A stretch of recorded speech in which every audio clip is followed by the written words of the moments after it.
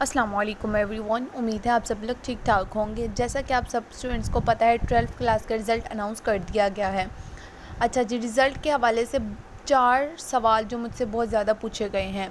पहला, सप्ली के पेपर्स कब होंगे। दूसरा, दाखिला कब जाएगा। तीसरा, दाखिले का तरीका कार क्या है। चौथा, इम्प्रूवमेंट कैसे करनी है।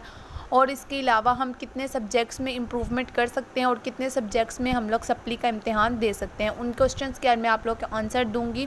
उससे पहले अगर आप लोगों ने चैनल को अभी तक सब्सक्राइब नहीं किया तो अभी चैनल को सब्सक्राइब कर लें, क्योंकि इस तरह की जितनी भी लेटेस्ट अपडेट्स होती हैं मैं आप लोग के साथ शेयर करती रहती हूँ। और सेकंड एनुअल एग्ज़ाम्स के हवाले से जितने भी गेस्ट पेपर्स हैं वो भी आपको चैनल पे मिल जाएंगे। आइए वीडियो की तरफ चलते हैं। सबसे पहला है जी, इम्प्रूवमेंट कितने मज़ामीन में हो सकती है। आप लोगों की आसानी के लिए मैंने साथ साथ लिख भी दिया है, आप लोग रीड भी कर सकते हैं और बाकी मैं एक्सप्लेन साथ साथ करती जाती हूँ। पहली बात तो ये है कि जो सेकंड ईयर का आज रिज़ल्ट आया है उसमें अगर आपके नंबर कम आए हैं या आपकी सप्ली आई है या आप इम्प्रूवमेंट करना चाहते हैं तो उसके लिए दाखिला फॉर्म अब से 10 दिन तक, यानी रिज़ल्ट आने के 10 दिन के अंदर अंदर दाखिला form single fees, double fees और ट्रिपल फ़ीस के साथ आप लोग सबमिट करा सकते हैं।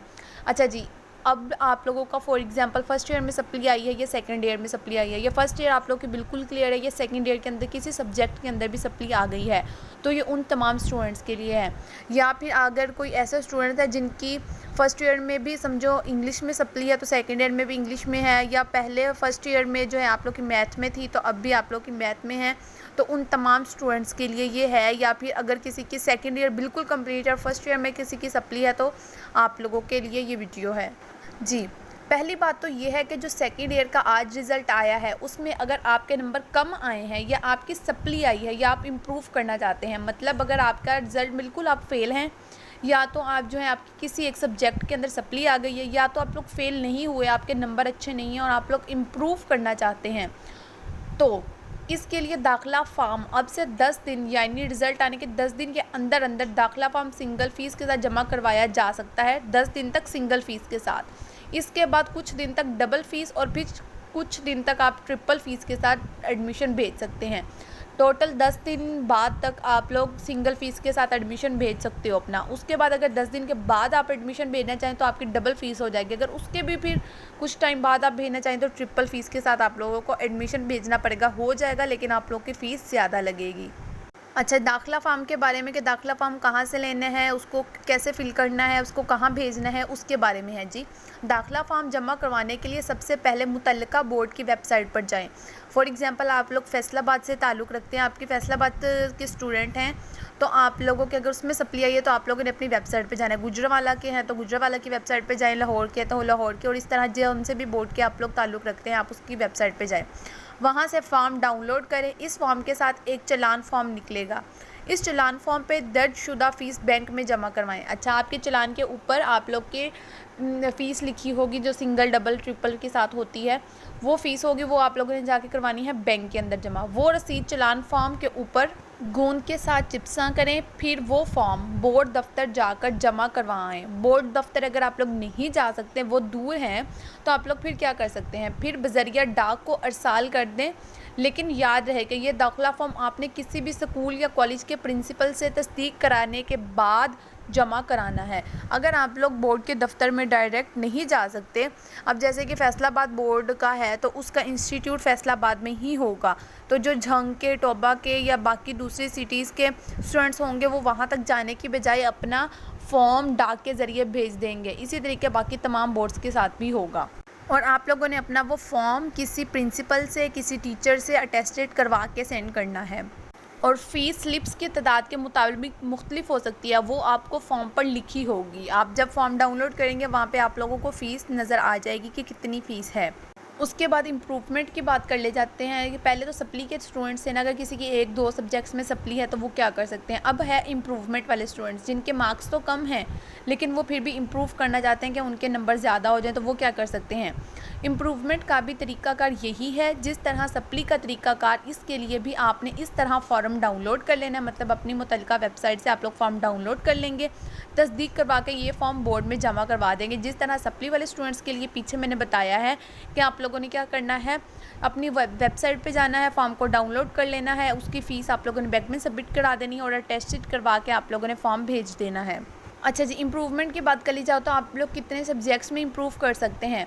तो इम्प्रूवमेंट आप किसी एक मज़मून की भी कर सकते हैं और एक से ज़्यादा की भी की जा सकती है, वो आपकी मर्ज़ी, आप लोग कितने में इम्प्रूव करना चाहते हैं।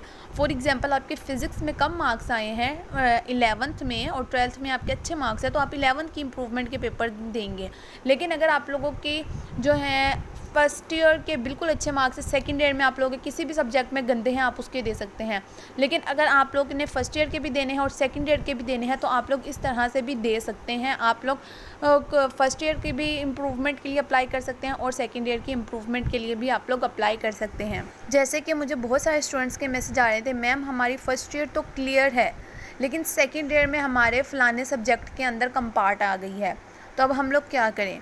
तो आप लोगों ने उस सब्जेक्ट्स की इम्प्रूवमेंट के पेपर भी सप्ली का पेपर देने हैं। अगर आपके उसमें कम मार्क्स आए हैं, आप इम्प्रूव कर लें। इम्प्रूव का मतलब होता है कि आपके कम मार्क्स हैं लेकिन आप पास हैं, लेकिन आप इम्प्रूव करना चाहते हैं, उनके अच्छे मतलब मार्क्स उसमें लेना चाहते हैं, तो आप उस सब्जेक्ट में इम्प्रूव कर लेते हैं। आपको तमाम सब्जेक्ट्स के पेपर नहीं देने पड़ते। अगर फॉर एग्ज़ाम्पल आपके इंग्लिश में गंदे मार्क्स हैं फर्स्ट ईयर में भी सेकंड ईयर में भी, तो आप इस तरह से करें, फर्स्ट ईयर का भी एडमिशन भेजें, सेकंड ईयर का भी एडमिशन भेजें, तमाम सब्जेक्ट्स का नहीं, जस्ट एक एक सब्जेक्ट का, इंग्लिश का दोनों का। और अगर आप लोग की सप्ली इस तरह से है कि आप लोगों की सेकेंड ईयर तो कंप्लीट हो गई है, फर्स्ट ईयर में आप लोग की सप्ली थी और दोबारा से आप लोग की उसी सब्जेक्ट्स में सप्ली आ गई है, तो आप लोग उस सब्जेक्ट का दोबारा से भी एडमिशन भेज सकते हैं। और जहाँ तक इनके एग्ज़ाम्स की बात है, सेकंड एनुअल एग्ज़ाम्स आप लोग के 40 दिन के बाद होते हैं।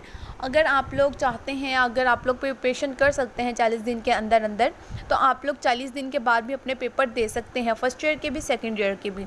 और अगर आप लोग 40 दिन के अंदर अंदर पेपर्स नहीं देना चाहते, तो आप लोग इस तरह से कर सकते हैं कि आप लोग नेक्स्ट ईयर यानी कि 2024 में जब एनुअल एग्ज़ाम्स होंगे, जो अब न्यू क्लासेस स्टार्ट हुई हैं, उनके साथ भी आप लोग अपने एग्ज़ाम्स दे सकते हैं। सप्ली के एग्ज़ाम्स आप उनके साथ दे सकते हैं, लेकिन इम्प्रूवमेंट आपको अभी 40 डेज़ बाद ही करनी होगी। और जो इम्प्रूवमेंट वाले स्टूडेंट्स हैं वो अपनी फ़ीस भी बैंक के अंदर ही जमा कराएंगे। अच्छा, जिन स्टूडेंट्स ने इम्प्रूवमेंट करते हैं, ये सप्ली देते हैं, तो फिर आप प्राइवेट उम्मीदवार के तौर पर पेपर्स देते हैं। अगर आप कॉलेज के स्टूडेंट हैं, मतलब आपका एडमिशन कॉलेज से गया था और लेकिन अब आप इम्प्रूव या सप्ली देना चाहते हैं, तो आप लोग एज अ प्राइवेट स्टूडेंट देंगे, क्योंकि आप अपना दाखिला ख़ुद भेज रहे हैं। और रोल नंबर की स्लिप की जहाँ तक बात है, तो आप लोग डाउनलोड भी कर लेंगे ऑनलाइन भी, और इसके अलावा आपके घर में भी आ जाएगी। इसके अलावा कोई भी क्वेश्चन हो आप लोग कमेंट सेक्शन में पूछ सकते हैं। जहाँ तक मुझसे जितने क्वेश्चन पूछे जा रहे थे सुबह से, मैंने आपको उन तमाम क्वेश्चंस के आंसर कर दिए हैं। उम्मीद है आप सब लोगों की कन्फ्यूजन्स क्लियर हो गई होंगी, आप लोगों के क्वेश्चंस के आंसर मिल गए होंगे। इसके अलावा अगर फिर भी कोई क्वेश्चन हो, कोई आप लोगों को कन्फ्यूजन हो, तो आप लोग कमेंट सेक्शन में पूछ लें, मैं आप लोग को बता दूँगी। मिलते हैं जी अगली वीडियो में, तब तक के लिए अल्लाह हाफ़िज़।